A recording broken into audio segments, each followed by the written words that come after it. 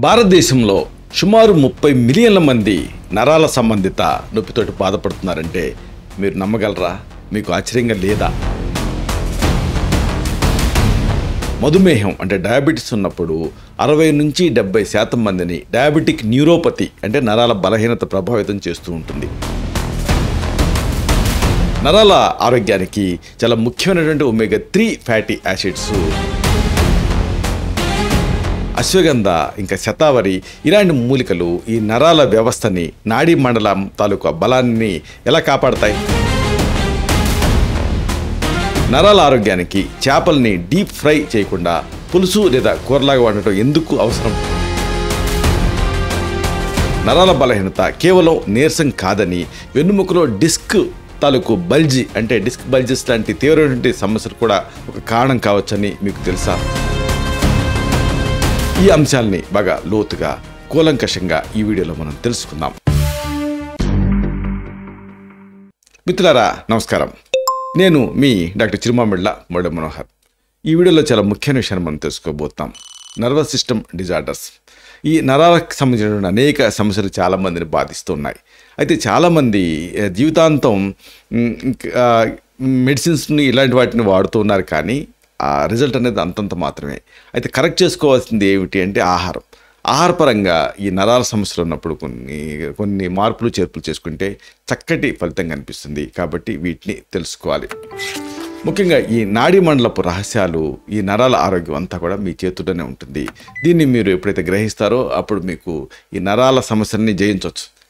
ఆరోగ్యానికి మూలం శరీరంలో ఉండేటువంటి ప్రతి కణం, ప్రతి వ్యవస్థ సక్రమంగా పనిచేయటం. మన శరీరానికి మెదడు ఎలా కేంద్రమో ఈ నరాలు లేదా ఈ నాడులకి ఈ శరీరానికి విద్యుత్ ప్రసారం చేసేటువంటి తీగలు కూడా అంతే ముఖ్యం. కాబట్టి ఇమీడియట్గా మనం సిగ్నల్ తీసుకునేది ముందు ఈ నరాలు, అక్కడి నుంచి వెన్నుపాము, అక్కడి నుంచి మెదడు. కాబట్టి ఈ వెన్నుపాము ఆరోగ్యంగా ఉండటం అనేది చాలా ముఖ్యం. ప్రపంచవ్యాప్తంగా ప్రతి సంవత్సరం కూడా లక్షలాది మంది నరాల సంబంధిత సమస్యలతో బాధపడుతున్నారు. ఒక అంచనా ప్రకారంగా సుమారు 30 మిలియన్ల మంది ఇండియన్స్ ఏదో ఒక రకమైన నరాల నొప్పితోటి జీవిస్తున్నారు. నా దగ్గరికి వచ్చే వాళ్ళలో కనీసం 15 to 20% ఈ నర్వస్ సిస్టమ్ డిజార్డర్స్తో బాధపడే వాళ్ళు ఉన్నారంటే సమస్య ఎంత తీవ్రంగా ఉందో మనం అర్థం చేసుకోవచ్చు. డయాబెటీస్ ఇంకా హై బ్లడ్ ప్రెషర్ ఇలాంటి దీర్ఘకాలపు వ్యాధులతో ఉన్నప్పుడు ఈ నరాల బలహీనత వచ్చేటువంటి ప్రమాదం మరీ ఎక్కువ. ముఖ్యంగా డయాబెటిక్ న్యూరోపతి అనేది డయాబెటీస్ ఉన్నప్పుడు 60 to 70% కేసులలో ఎక్కువగా ప్రభావితం చేస్తూ ఉంటుంది. ఆయుర్వేదం ప్రకారంగా మన శరీరం వాతం, పిత్తం, కఫం అనేటువంటి దోషాల సమతుల్యత పైన ఆధారపడి ఉంటుంది. నరాల బలహీనత ఎక్కువగా ఈ వాత దోషం పెరగటం వల్ల వస్తూ ఉంటుంది. శరీరానికి బలం అలాగే చైతన్యం ఈ నాడు నుంచే అనేది ఆయుర్వేద సిద్ధాంతం. కాబట్టి ఈ నరాలకి శాంతినివ్వాలంటే ఈ వాతాన్ని సమస్థితిలోకి తేవాలి. ఇది ఇక్కడ కీలకం.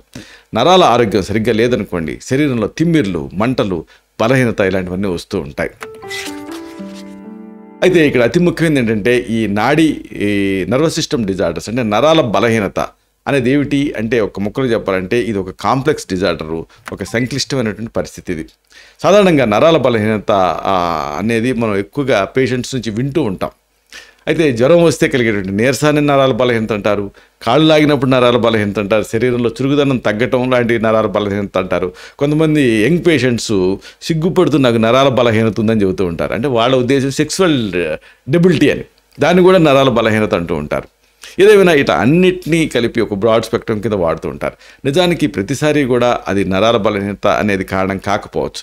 ఉదాహరణకు నడుము కింద భాగం లాగుతుందనుకోండి, దాన్ని నరాల బలహీనత అని అనుకుంటూ ఉంటారు. కానీ ఆ సమస్య ఆ లంబార్ రీజన్ అంటే నడుము, ఆ వెన్నుముక కింద భాగం ఉంటుంది కదా, అక్కడ ఏదైనా డిస్క్ బల్జ్ అయ్యి అప్పుడు లేదా డీజనరేటివ్ చేంజెస్ వచ్చినప్పుడు అప్పుడు కూడా రావచ్చు. ఇక్కడ ఈ వెన్నుముకలో ఉండేటువంటి ప్రధాన నరం ఉంటుంది కదా, అది కంప్రెషన్కి గురవటం అనేది ఒక కారణం. దీనివల్ల కాళ్ళకు ఎలక్ట్రికల్ షాక్ కొట్టినట్టుగా అనిపిస్తూ ఉంటుంది. దాన్ని వాళ్ళు బలహీనత అనుకుంటూ ఉంటారు. అయితే ఇక్కడ నరం ఇన్వాల్వ్ అయింది, కానీ నరం బలహీన పట్టడం కాదు, కంప్రెస్ అవటం. అంటే ఈ నరాలు అనేవి ఏం చేస్తాయి అంటే నరాలు కూడా బ్లడ్ సప్లై అనేది అవసరం. ఆ బ్లడ్ సప్లై ఒక్కోసారి తగ్గిందనుకోండి, అప్పుడు కూడా బలహీనతలాగా అనిపిస్తూ ఉంటుంది. కాబట్టి ఇవన్నీ కూడా కాజెస్. ఇక్కడ మనం గుర్తుంచుకోవాల్సిన అతి ముఖ్యమైన విషయం ఏంటంటే శరీరంలో ఉండే ప్రతి కదలికని ఈ నరాలు సక్రమంగా కదిలిస్తూ ఉంటాయి. అవి సక్రమంగా పనిచేయలేదనుకోండి, కదలికలు అనేవి తగ్గిపోతాయి. అంటే చేతి వేళ్ళ చివర్ల తిమ్మిలు రావడానికి షుగర్ వ్యాధుల్లో వచ్చేటువంటి పెరిఫరల్ న్యూరోపతి అనేది ఒక కారణం కావచ్చు. ఇలాగా చాలా సందర్భాల్లో విభిన్న కారణాలు కంట్రిబ్యూట్ చేస్తూ ఉంటాయి. కొన్ని సందర్భాల్లో అయితే మెడలో ఆ ప్రధాన నరం కంప్రెస్ అవుతూ ఉంటుంది. ఎట్లయితే కాల్లో సయాటిక్ నర్వ్ కంప్రెస్ అయినప్పుడు సయాటికా వస్తుందో, ఇక్కడ బ్రేకిల్ నర్వ్ కంప్రెస్ అయినప్పుడు బ్రేకిల్ న్యూరాలజీ వచ్చి చెయ్యి అంతా తిమ్మిర్ల కింద అనిపిస్తూ ఉంటుంది. కొన్నిసార్లు కళ్ళు తిరగటం కూడా ఈ మెడలో ఉండేటువంటి సమస్య వల్ల వస్తూ ఉంటుంది. లేదా చెవుల్లో సమతుల్యత లోపం వల్ల కూడా వస్తూ ఉంటుంది. ఇది ఆ స్పాండిలోసిస్ లాంటి సమస్యలకు దారితీసే అవకాశం ఉంటూ ఉంటుంది. ఇక్కడ ఇంకొక ముఖ్యమైన విషయం చెప్పాలి. ఈ జ్ఞానదంతం ఉంటుంది కదా, దానివల్ల కూడా తలనొప్పి వచ్చేటువంటి అవకాశం ఉంటుంది. అది తలనొప్పి కంట్రిబ్యూట్ చేస్తూ ఉంటుంది. ఇలాగా అనేక అన్రిలేటెడ్గా అనిపించినప్పటికీ కంట్రిబ్యూట్ చేస్తూ ఉంటాయి. ఒక వ్యక్తికి రెగ్యులర్గా తలనొప్పి వస్తూ ఉంటుంది. ఎన్ని మందులు వాడినా ఆ తలనొప్పి తగ్గటం లేదు. నిద్రలేమి, మైగ్రేను ఇలాంటి సమస్యల కారణం కాదు అని తేలింది ఇన్వెస్టిగేషన్స్ తర్వాత. మరి అసలు కారణం ఏమిటి అంటే ఆ విజ్డమ్ టూత్, ఆ జ్ఞానదంతం. అది ఒక్కోసారి ఏమవుతుందంటే ఎదురుగా పెరగకుండా పక్కకి పెరగటం మొదలుపెడుతుంది. ఫేషియల్ నర్వ్ని కంప్రెస్ చేస్తుంది. అప్పుడు అక్కడ ఫైబర్లు దెబ్బతింటాయి. అప్పుడు ఆ నరాలు ముఖం పైన తిమ్మిరి ఇలాంటి లక్షణాలు కలగజేస్తూ తలనొప్పి కూడా కారణం అవుతూ ఉంటాయి. ఇలాగ నరువు డ్యామేజ్ అయినప్పుడు ట్రైజెమినల్ న్యూరాలజియా ఇలాంటి సమస్యలు కూడా వచ్చేటువంటి రిస్క్ ఉంటుంది. అప్పుడు కరెంట్ షాక్ కొట్టినట్టుగా మొహంలో నొప్పి వస్తూ ఉంటుంది. అంటే ఉన్నట్టు బాగానే ఉంటారు, ఉన్నట్టుండి ఒక షాక్ కొట్టినట్టుండి కండరాలన్నీ బిగుసుకుంటాయి. ఇలాగా ట్రైజెమినల్ న్యూరాలజీ అంటారు. అంటే 3 దానికి బ్రాంచెస్ ఉంటాయి. ఆ 3 బ్రాంచెస్ వెళ్ళేంత దారిన కూడా షాక్ కొట్టినట్టుగా అనిపిస్తూ ఉంటుంది. దీన్ని వాళ్ళు ఆ చెవి ప్రాబ్లం అనుకొని, లేకపోతే ఆ దంతాల ప్రాబ్లం అనుకొని పళ్ళు బీకించుకుంటుంటారు, అయినా తగ్గదు. దీంతో భరించలేనంత తలనొప్పి ఇలాంటివి కూడా వస్తూ ఉంటాయి. కాబట్టి దీనికి ఇలాంటి ట్రైజెమినల్ న్యూరాలజీ ఇలాంటి వాటికి కూడా ఆయుర్వేదంలో చక్కని పరిష్కారాలు ఉన్నాయి. సాధారణంగా మామూలుగా ఈ నరాన్ని కట్ చేయడం ఇలాంటివి చేస్తూ ఉంటారు. కానీ అప్పుడు ఏమవుతుందంటే మొత్తం అక్కడ స్పర్శ అంతా కోల్పోతారు. అలాగే కళ్ళ కదలికలు కూడా సమస్యలు రావచ్చు. కానీ ఆయుర్వేద మందులతోటి, పంచకర్మ విధానాలతోటి దీన్ని ఎఫెక్టివ్గా ట్రీట్ చేయొచ్చు. నరాల ఆరోగ్యానికి చాలా ప్రయోజనకరమైనది ఏమిటంటే ఒమేగా-3 ఫ్యాటీ యాసిడ్స్.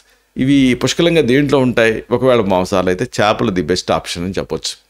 ఈ ఫ్యాటీ యాసిడ్స్ ఆ నరాల తాలూకు కణాన్ని రక్షించడానికి, వాపును తగ్గించడానికి, రక్త ప్రెషర్ని పెంచడానికి సహాయపడుతూ ఉంటాయి.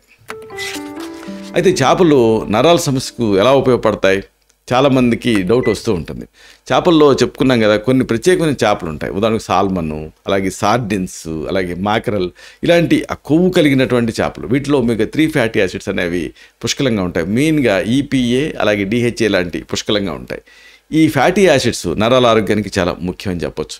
నరాల కణాలు, వాటి చుట్టూ ఉండేటువంటి ఆ మైలిన్ షీతు, అంటే నరాలకు ఒక రక్షణ కవచంగా ఉంటుంది మైలిన్ షీత్ అనేది. ఇది ఆరోగ్యం ఉంటున్న అవసరం. దానికి ఒమేగా-3 ఫ్యాటీ యాసిడ్స్ అనేది అవసరం. మైలిన్ షీత్ దెబ్బతిందనుకోండి, నరాల సంకేతాల ప్రసారం నెమ్మదిస్తుంది. ఎట్లయితే ఒక వైర్ని ఎలుకలు కొరికాయి అనుకోండి, అప్పుడు ఏం జరుగుతుంది? ఆ 2 వైర్లు కలిసిపోతాయి. కలిసిపోయినప్పుడు ఆ వైర్ చేయాల్సిన పని అంటే లైట్ వెలిగించడం లాంటి జరగదు. ఆ ఫ్యూజు మాడిపోవటం, లేకపోతే లైట్ మాడిపోవటం, బల్బు మాడిపోవటం ఇలాంటి సమస్యలు జరుగుతూ ఉంటాయి 2 వైర్లు కలిసిపోయినప్పుడు. ఇక్కడ కూడా అలాగే జరుగుతుంది. అంటే మైలిన్ షీత్ దెబ్బతింటే అప్పుడు నరాల తాలూకు ఆ సంకేతాల ప్రసారం అనేది దెబ్బతింటుంది. ఇది నరాల బలహీనతకి దారితీసే అవకాశం ఉంటుంది. ఒమేగా-3 ఫ్యాటీ యాసిడ్స్ ఈ మైలిన్ షీత్ని స్ట్రెంథెన్ చేస్తాయి. అంటే నరాల్లో వచ్చేటువంటి వాపు, ఇన్ఫ్లమేషన్ని ఇలాంటి వాటిని తగ్గిస్తాయి. ఒమేగా-3 ఫ్యాటీ యాసిడ్స్ శక్తివంతమైన యాంటీ ఇన్ఫ్లమేటరీ గుణాలను కూడా కలిగి ఉంటాయి. ఇవి నరాల్లో వచ్చేటువంటి ఆ ఇన్ఫ్లమేషన్, ఇంటర్నల్గా వచ్చేటువంటి ఇన్ఫ్లమేషన్ తగ్గించి నరాల నష్టాన్ని నివారిస్తాయి.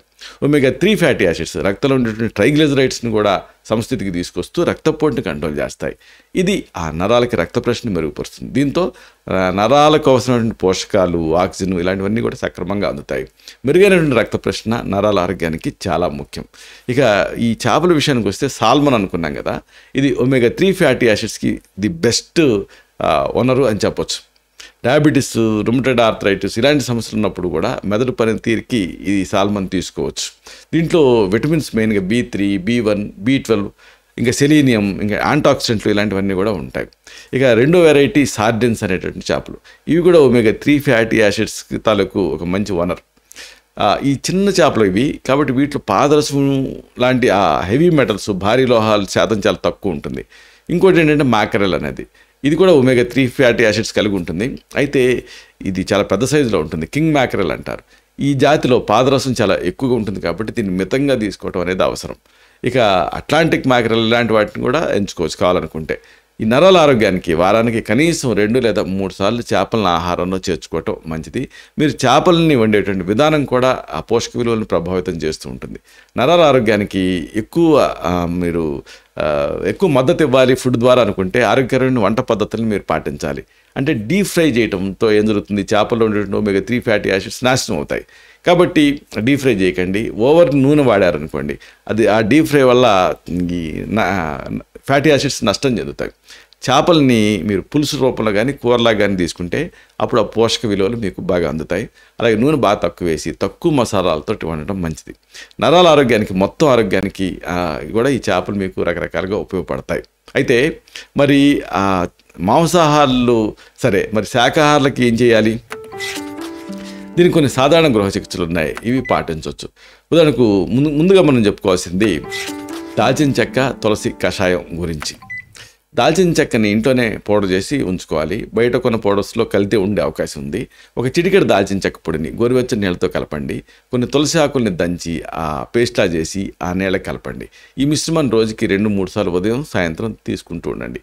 ఈ కషాయంలో అడాప్టోజెనిక్ ప్రాపర్టీస్ ఉంటాయి, అలాగే యాంటీ ఇన్ఫ్లమేటరీ ప్రాపర్టీస్ కూడా ఉంటాయి. ఇది ఆ నరాల వ్యవస్థలో ఏర్పడినటువంటి ఇన్ఫ్లమేషన్ తగ్గించడానికి సహాయపడుతుంది. అలాగే ఆక్సిడేటివ్ స్ట్రెస్ నుంచి కూడా ఇది తగ్గిస్తుంది. ముఖ్యంగా డయాబెటీస్ ఉన్నప్పుడు, న్యూరోపతి ఉన్నప్పుడు, అలాంటి సందర్భాల్లో, పాదాలపైన స్పర్శ కోల్పోయిన సందర్భాలలో, తరచుగా కాళ్ళు లాగటం ఇలాంటివి ఉన్నప్పుడు ఇది ఒక బెస్ట్ ట్రీట్మెంట్. ఇంకా దీనికి ఏకమూలిక ట్రీట్మెంట్స్ కూడా చాలా ఉన్నాయి, అంటే సింగిల్ హెర్బ్స్. ఉదాహరణకు ముందుగా మనం గుర్తుకురావాల్సింది పేర్లేని వ్యాధికి పెన్నేరు గడ్డ, అంటే అశ్వగంధ వేరు. ఇది యూస్ఫుల్గా ఉంటుంది. దీని తెలుగులో పెన్నేరు గడ్డ అంటారు. అశ్వగంధ వేరు నర్వస్ సిస్టమ్ డిజార్డర్స్లో అద్భుతంగా పనిచేస్తుంది. ఇది నరాలకు ఒక బలమైన టానిక్ కింద పనిచేస్తుంది. అశ్వగంధ పొడిని 3-6 గ్రాములు రోజుకి 2 సార్లు పాలతో కానీ నీళ్ళతో కానీ కలిపి తీసుకోవచ్చు. దీన్ని సాధారణంగా భోజనం తర్వాత తీసుకోవాల్సి ఉంటుంది. ఆయుర్వేదం ప్రకారంగా అశ్వగంధ వాతాన్ని శాంతపరుస్తుంది. ఇది నరాల వ్యవస్థని స్టిమ్యులేట్ చేస్తుంది.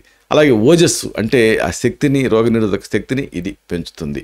ఈ మధ్య మోడర్న్ స్టడీస్లో కూడా, ఆధునిక పరిశోధనలో కూడా అశ్వగంధ యాంటీ స్ట్రెస్గా పనిచేస్తుందని, అది అడాప్టోజెన్గా పనిచేస్తుందని తేలింది. ఇది నరాల వ్యవస్థని స్టిమ్యులేట్ చేయడానికి, అలాగే నరాల నష్టాన్ని పునరుద్ధరించడానికి, దాన్ని రీజువినేట్ చేయడానికి, రీబిల్డ్ చేయడానికి, నరాల బలహీనతను తగ్గించడానికి ఇది పనిచేస్తుంది. చరక సమితి లాంటి గ్రంథాలలో దీని గురించి స్పెసిఫిక్గా చెప్పారు. ఇక తర్వాత చెప్పుకోవాల్సింది శతావరి వేరు, తెలుగులో పిల్లి పేచర గడ్డలు అంటారు. శతావరి వేరు పొడిని 3-6 గ్రాములు రోజుకి 2 సార్లు పాలతో కానీ నీళ్ళతో కానీ తీసుకోవచ్చు. ఇది సాధారణంగా భోజనం తర్వాత దీన్ని తీసుకోవాల్సి ఉంటుంది. ఆయుర్వేదంలో శతావరిని రసాయన మూలిక కింద చెప్తాం. ఇది శరీరానికి బలాన్ని ఇస్తుంది, అలాగే శక్తిని ఇస్తుంది.